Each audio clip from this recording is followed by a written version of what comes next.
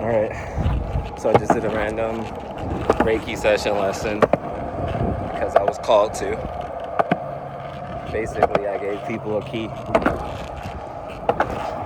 So if I gave 1 or 2 people a key, I got to give everyone the keys. You know how I used to say? Well, you probably don't, but you do. You know how I used to say? Life is about how close you can sit next to God. And how close you can sit next to God is entirely dependent on how courageous you are. How brave are you? How willing are you to scoot your ass over? Scoot that bum on over closer. You know? And really, that's how it is on everything. So if you're only good at this close, if you're only this good at skateboarding or this good at guitars or this good at stock marketing or you're only this good at training your dog or you're only this good at raising kids, in your opinion, that's how close to God you are, sitting on a bench. Scale it appropriately. So, if you're sitting right next to God with your guitar in your hands on a bench, do you think you have anything to do but your absolute best, your divine best? I'll wait.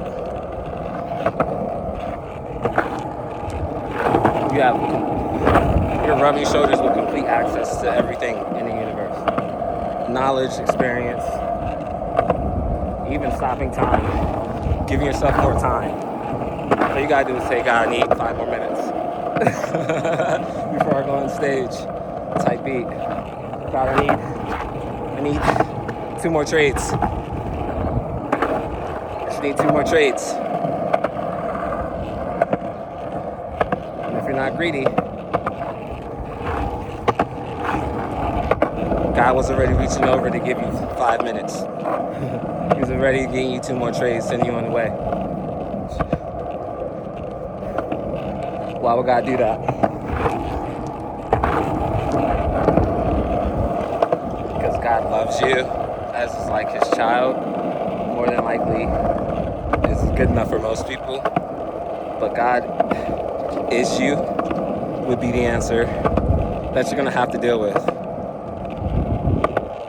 You understand that, unfortunately, you could be a serial killer and your mother would probably not condemn you. She would probably love you even as you serve the life sentence. And unless she really had some type of traumatic structure going on in her psychology, as well as your father, they would not want you to have the death penalty. They would think that your soul is redeemable no matter what. And that's what's going on. Can you believe that your consciousness, your ego, is redeemable no matter what? Because there is someone who does. And that someone who does is whatever makes anything do anything. The reason for gravity, the reason for nature evolving. And here's the kicker. That thing loves you so much, it believes it's you. It loves your point of view so much, even though you believe it's shitty. That's the trick. It literally believes it's you. God loves you so much, God thinks it's you, bro. And will forget that it's God. That's the key. That's how you know someone's always watching. Because they're submissive. They're literally submissive. Begging you, what can I do for you next? How can I make your life either better or more the same? And you get that at birth. You get that pre-birth. You are that. So, that's the key. And that's the zip. That's the key. That's the zip. God loves you so much that God believes that it's you. God believes that it's literally you. You believe in yourself. You believe your identity. But you're God. You know you're that stuff. The same stuff that makes shit move. It's completely just ridiculous. But for the fucking play of it, for the sport and for the play of it, honestly. And the understanding just to where you going from. What's your bottom? Because some people's bottoms, it's about transformation, necessary suffering. Suffering you decide on versus suffering you take on from others, right? So continue to be God the best way you can figure out how you're being God. There's no wrong way to be God. God even likes being evil, people. So you could be bad or good, whatever the fuck you think. But if you think you're good, then you gotta act good. Because you're gonna fuck yourself up, you're God. You'll punish yourself. Because it's about the play of it. And that helps you remember, that helps you believe that you're not God. How else could you believe that you're not God but by treating yourself you're not? And if you didn't, you wouldn't be able to give yourself anything. You literally would be where you began, which is in nothingness or before nothingness. Because for there to be nothing, there has to be something. And truthfully, this is why we can't describe what we actually are. Because it's not only beyond description, but it's beyond what we could know. That we don't know is beyond description. And that's the perfect way to trap your godlike body into a perspective. I love my point of view.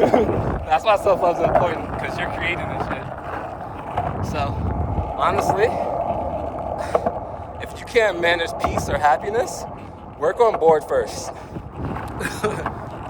If you need to get out of anger, depression, or sadness, don't jump to peace or happiness if you can't, if you don't got that in you.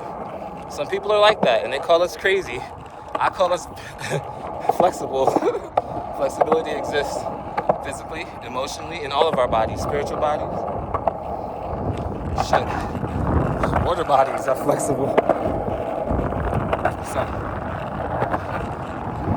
while you're gaining that flexibility, because everybody can be flexible, especially if you're using your body that's not your physical body. Work on catching every level of emotion. Knowing what neighborhood you are. If emotions are neighborhoods or houses or people in your house giving you fucking thoughts, talking to you. Imagine that. Visualize that. Favorite character from a TV show just talking to you. The angry one, you know, or the depressed one. The Eeyore.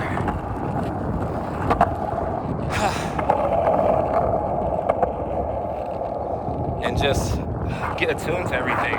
Because contrary to popular belief, hatred is accessible for a reason. Anger is accessible for a reason. Just as much as love, peace, all that shit, boredom is accessible for a reason. Transformation has a bunch of stages. And there are energetic neighborhoods that have accompanying thoughts and emotions, as well as events, people incarnating as different people with different archetypes, animals, astrological configurations, all of this. And all you gotta do is pick one or two anchors. You can pick thought or emotion. Because as God, you can work with nothing. So if you can't get fucking happy or peaceful after being pissed off or depressed, try to be bored. That's just easy. Just be bored for a while. This could be your new neutral. I ain't saying like don't care, but you could just be unsatisfied. That's way better than being angry without anywhere to place your fire. I'm placing my fire on my wood. Where you putting your fire at? I make a torch when I'm on my board. And God believes he's a torch now. So remember that. No matter what you do, if you could think anything in your head, if you could have any thought in your mind, any feeling, if you can be aware of anything, God is actually being you and trying to not remember that it's God. God loves you so much that God believes it's you. It's very fucking simple. That's the key. God loves your point one of you so much that thinks it's you.